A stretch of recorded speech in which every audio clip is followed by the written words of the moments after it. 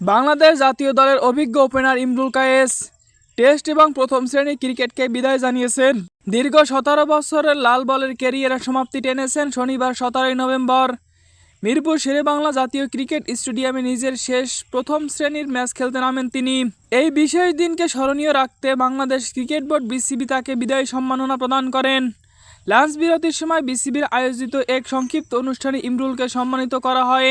অনুষ্ঠানে উপস্থিত ছিলেন জাতীয় দলের সাবেক অধিনায়ক মোহাম্মদ আশরাফুল, প্রধান নির্বাচক মিনহাজুল আবেদীন নান্নু এবং আরেক সাবেক অধিনায়ক তামিম ইকবাল খান। জাতীয় দলের বর্তমান ক্রিকেটার নুরুল হাসান সোহান এবং মোহাম্মদ মিথুন দলের পক্ষ থেকে ইমরুলের হাতে সম্মাননা স্মারক তুলে দেন। অনুষ্ঠানের পর দলীয় ফটো সেশনে অংশ নেন সবাই। শেষ ম্যাচে প্রথম ইনিংসে ব্যাট হাতে আলো ছড়াতে পারেননি ইমরুল কায়েস।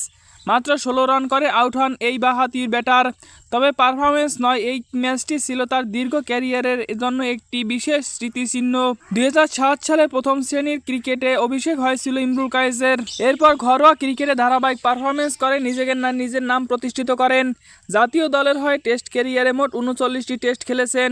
24.28 গড়ে 1797 রান করেন ইমরুল কায়েসের ক্যারিয়ারে। 3টি সেঞ্চুরি ও 4টি 50 রয়েছে তার। যদিও টেস্টে নিজের নামের প্রতি সুবিচার করতে পারেননি, তবে ধারাবাহিকতা ঘরোয়া ক্রিকেটে প্রশংসিত হয়েছেন।